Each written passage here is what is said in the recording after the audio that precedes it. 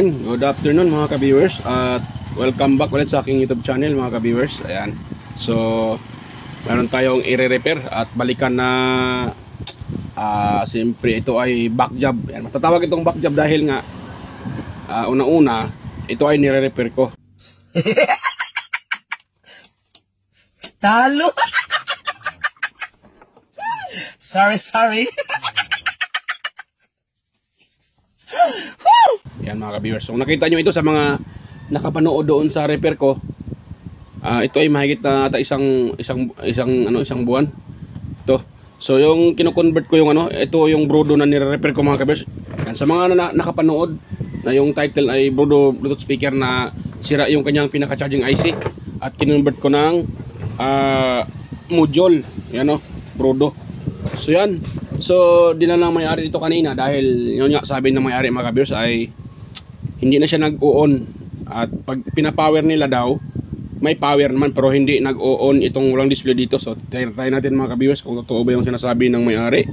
Yan, ito yung switch nya. Ayan ayan, nag-blue yung indicator light sa dito. Pag ino-on mo sa switch nya nag-o-on, nag-blue naman siya pero walang lumalabas dito na voltahe. Hindi totoo yan. Bola lang yan. Yan. So, pag ganyan mga ka-viewers, unang problema baka may problema doon sa kanyang baterya. Yan. Baka doon sa battery or baka hindi ito nagcha-charge. Yan. Yun naman ang dahilan. Tsaka nakita nyo naman, kinonvert ko ito ng ng boost converter.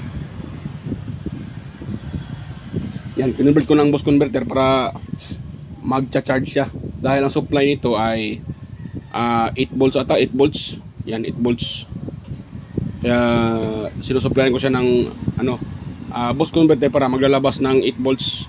Galing sa ating supply na 5 volts. So nilagyan ko ng para magpalabas siya ng 8 volts. So ayan. So ito yung ating i-open at natin i-repair yan mga ka-viewers. Dahil siyempre matatawag talaga yan na back job dahil nga i-repair ko naman pero umabot lang siya ng mahigit isang buwan. Yan. So siyempre nagbigay tayo ng 1 month warranty. Kaya pasok pa ito sa warranty. Hindi. Siyempre dahil mahigit na pala. So lagpas na. Pero dahil dito sa akin galing, so siyempre i-accept natin.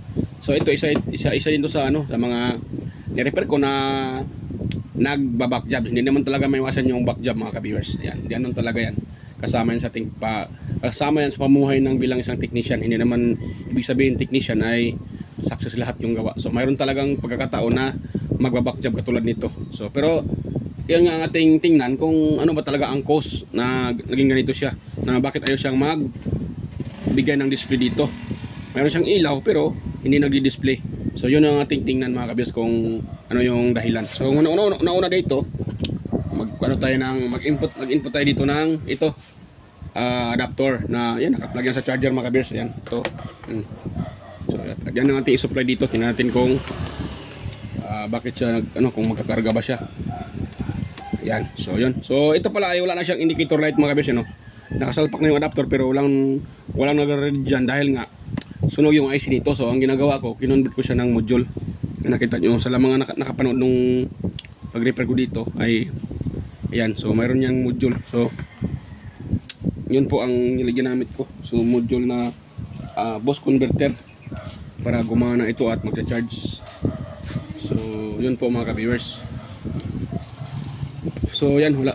Hindi natin makita na so isa pang hiling sa may-ari nito ay kung pwede daw lagyan ko siya ng indicator light na palatandaan na nagcha-charge. So yan. So mamaya na yan. Ang i-solve ko muna itong kanyang problema na bakit ay hindi siya nagbibigay ng display dito. May power naman pag inoon natin yan May power naman siya pero walang display dito. So malamang sigurado ako pag ganito yung problema dahil na-convert ko ito, dalawa lang may rason. Either walang supply na nakarating dito papunta sa kanyang baterya or mismong baterya may problema na rin. Paano masabi? Yan. At saka yung baterya mayroon naman yung mayroon siyang BMS or battery management system. So isa din yung rason bakit ito ay hindi nagpa-power or hindi na walang display na lumalabas. So yan. So pero bago pa natin ito i-open mga ka-viewers, at sa mga hindi pa nakapanood or hindi pa nakasubscribe sa aking channel, huwag niyo pong kalimutang mag-subscribe at pinutin yung notification bell at ilagay sa all mga ka-viewers. At huwag niyo rin kalimutang i-share sa iba yung ating video at i-like mga ka-viewers. Yan. So tuloy tayo dito mga ka-viewers, atin itong i-open. So ang kailangan natin dyan ay screwdriver. Tanggalin ko muna sa pagkano. So mamaya-maya, pag masolve na itong problema nito, ay ang pangalawa kong gagawin dyan ay maglagay tayo ng ng indicator light, dahil yun po ang sabi ng may-ari, lagyan na ng indicator light. So try ko lang. Yun.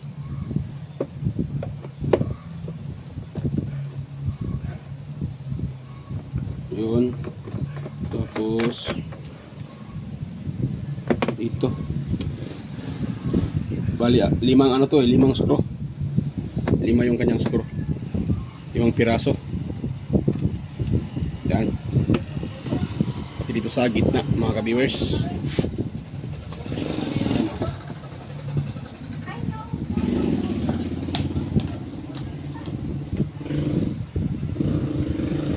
Ito matanggal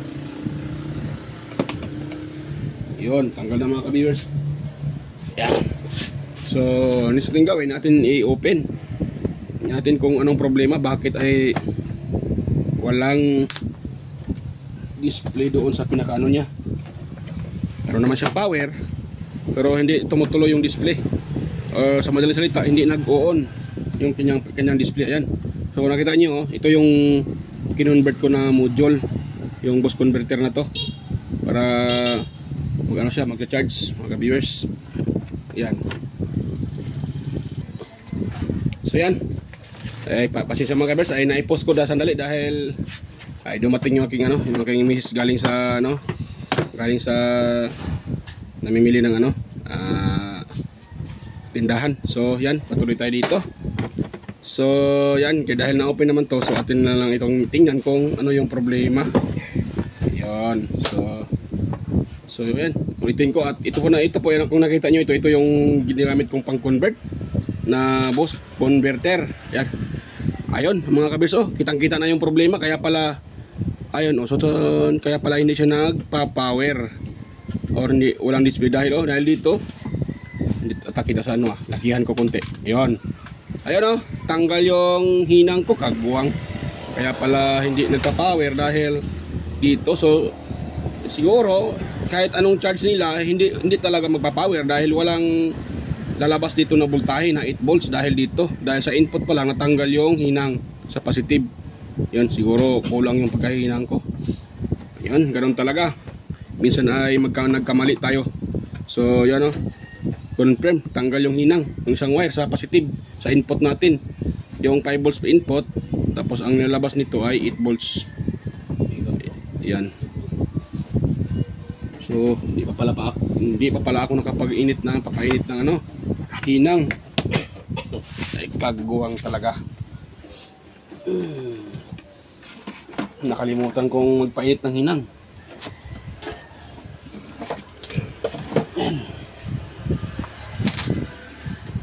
Yan, so salpak ko mato ang hinang mga ka-viewers. At atin itong painitin para makapaghinang tayo dyan. Dahil yun nga ay hindi siya nagpa-power. Yan. So yan, ay salpak ko na yung aking hinang. Yan milaw na. So painitin ko nga sandali mga kabisa. Yan, balikan ko na lang kayo pag ito ay mainit na, para atin yung susuldahin yan. At the same time, maglagay din ako dito ng try ko itong lagyan ng tawag dyan, pailawin ko yung kanyang indicator light. Tingnan ko kung buo pa ba yun, kung hindi ba nasibak. So yan, pero mamaya na yun. Ito muna ang problema, itong natanggal suldahin ko muna yan para ito. So yan, balikan ko lang kayo mga kabisa pag yan po ay mainit na yung aking panghina. So yan, stay tuned lang po. So yan mga kabers, medyo mainit na yung aking soldering iron, at pwede na siguro itong gagamitin para makano ta dyan, ang tawag dyan, makahinang. Yan, yun. So ito na mga kabers, oh. At na itong hihinangin. So makita nyo ito. Wait lang ha. Yan, tanggalin ko muna yung supply. Yan. Ayos na yung supply. So yan, ating hinangin dito. At try natin yan na siya uli i-charge kung magkakarga. At lagyan ko din ito ng indicator light. So tinry ko siya ng yan mga kabers. Tinitest yung kanyang ilaw, yung sa charging indicator. Ang problema, nadamay na pala yung yung ilaw, yung pinaka LED. So hindi na siya umiilaw kahit supplyan ng 5 volts, wala na. So wala tayong magagawa dyan, kundi kailangan kong mag-DIY uli. Yan, kailangan ko siyang lagyan ng indicator light dahil yan po ang request ng may-ari, para malaman daw nila na nagcha-charge. O nga naman, dahil paano nila malaman na nagcha-charge kaya walang ilaw. Hirap nito kasi yung wire.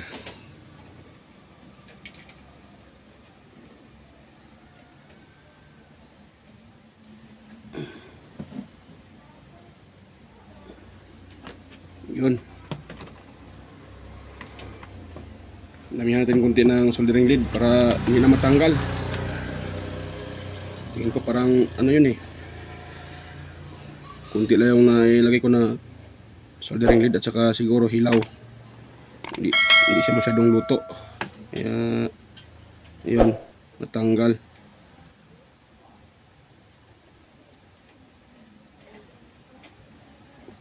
Yun. Itong luto na talaga yan. At dinamihan ko na. Si Aro. Ano pa siya? Masibak pa. Masibak pa siya ng bahala. Matanggal pa. Hindi na siguro matanggal yan dahil pakita ko sa inyo ha. Yan, dinamihan ko ng soldering lead. Makapal na nga siya Yan ayan diba? Yan kinapalan ko na. Yan. Yung isa, matibay naman yung pagkano ng isa. Ito lang talaga yan kinapalan ko para sigurado.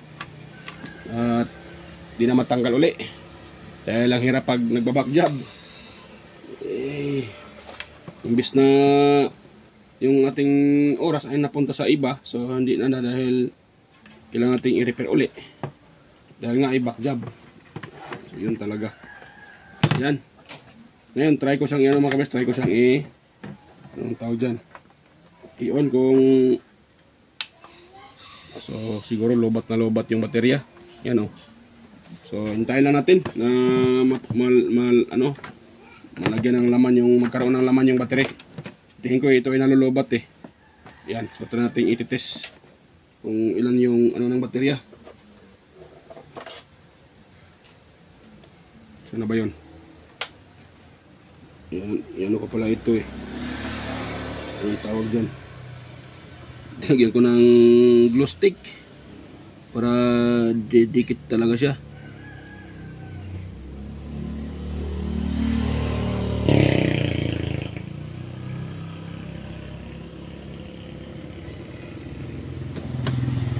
So yan, so kailangan ko muna itong hintayin ng ilang minuto mga kabers para malaman natin na nakakarga siya. So balikan ko na lang kayo ulit pag ito ay nagkakarga na. Yan.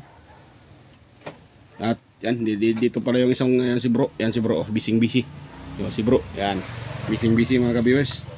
Nagre-repair din ng amplifier.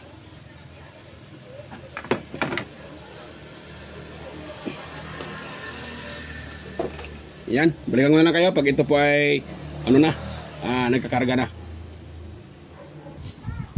So ayan mga ka-viewers, tapos ko nang ma-assemble at the same time mayroon na rin mayroon na rin siyang tawag dyan, indicator light na nakalagay para malaman kung nagcha-charge o hindi.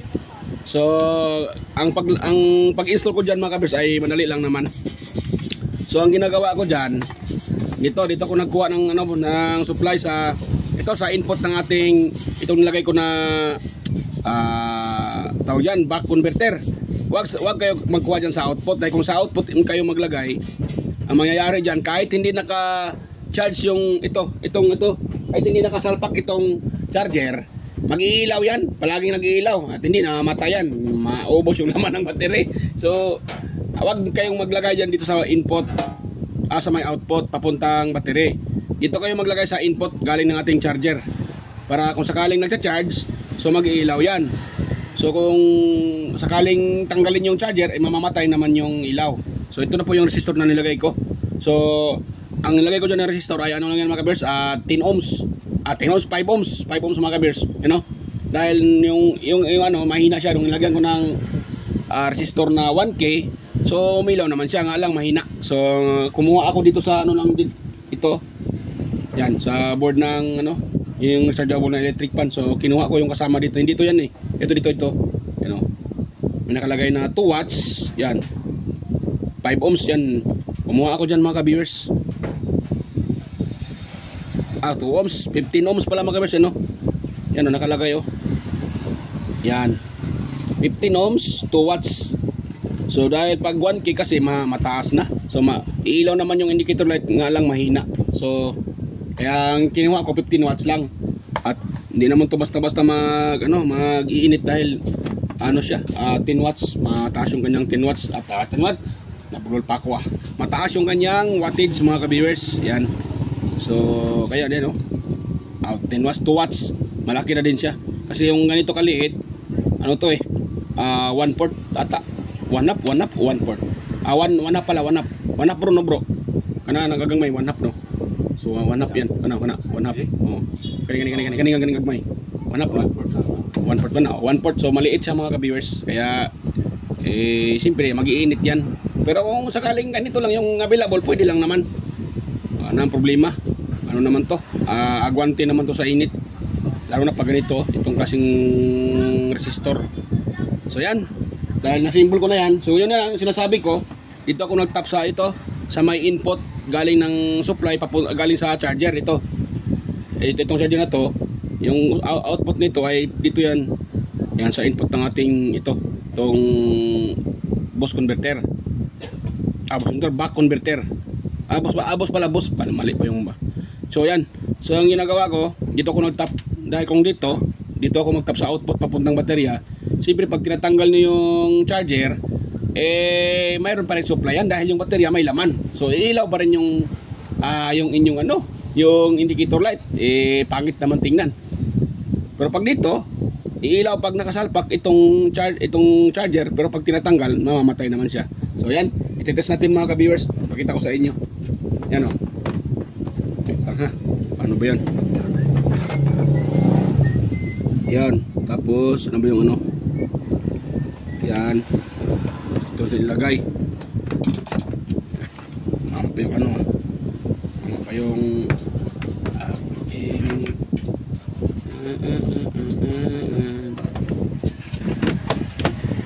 yan. So ngayon, maya ko na lang yan i-screw. So hindi pala kita kagwang yun. So salpak natin mga ka-viewers. Tignan natin kung ilaw yan. Yan, ititest na rin natin. Ayan Ang galing! Di ba? Tapos pag tinatanggal ko pagtatanggalin ko ito, mamamatay naman yan. Yan di ba, namamatay. Salpak ko siya uli mga ka-viewers. Di ba, umilaw. Pag tanggalin ko ito, pag tinatanggal ko ito, yan namamatay. Di ba? Pag sinasalpak, umilaw. Di ba? Pag tinatanggal, namamatay. So ayan, okay na siya mga ka-viewers. At yung problema ito, na-solve natin. Na yun lang pala, natanggal lang pala yung isang wire sa ating supply. Kaya nawalan siya ng power at hindi nagcha-charge. So ngayon, okay na to. At nagkakarga na rin siya. Yan Power on. Diba? Bluetooth mode. Power off daw. So good na to mga ka-viewers. Pwede na itong kunin sa may-ari.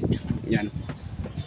Yan tapos nating dito, awkward. Yan. Tapos ito.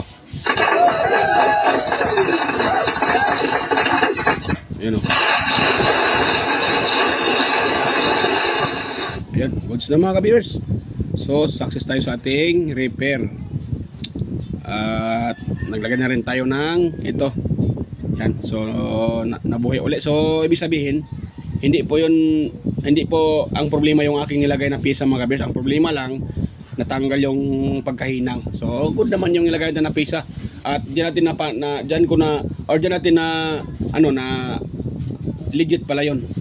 Dahil maabot nga siya ng isang buwan hindi naman nasira. So legit talaga yung binibenta nila na na converter. Ayan. So yan mga kabers, kung mayroon kayong nakuha ang kunting idea sa aking sinishare, so sana po huwag niyong kalimutang i-subscribe yung aking YouTube channel at huwag niyo rin kalimutang i-share sa iba at i-like yung ating video kung inyo nagustuhan. Ayan. At maraming salamat po sa mga nanonood dyan at sa mga patuloy nanonood sa aking mga upload at sumusuporta. Yan, mega loud shoutout sa inyo lahat. Hindi ko na kayo isa-isahin. Next na lang tayo mag shoutout mga ka-viewers sa next kong upload. So yan, dahil yan, marami pa tayong i-repair. So yan, next na tayo mag-shoutout dahil naka-shoutout naman tayo nung nakaraang araw. So sa next upload mag-shoutout ako. So yan, mega loud shoutout sa inyong lahat at maraming salamat sa inyong lahat mga ka-viewers at God bless po. At dito lang po yung aking video at kita-kits ulit sa aking next na mga upload. So yan, bye bye mga ka-viewers at God bless all. Yan, bye bye.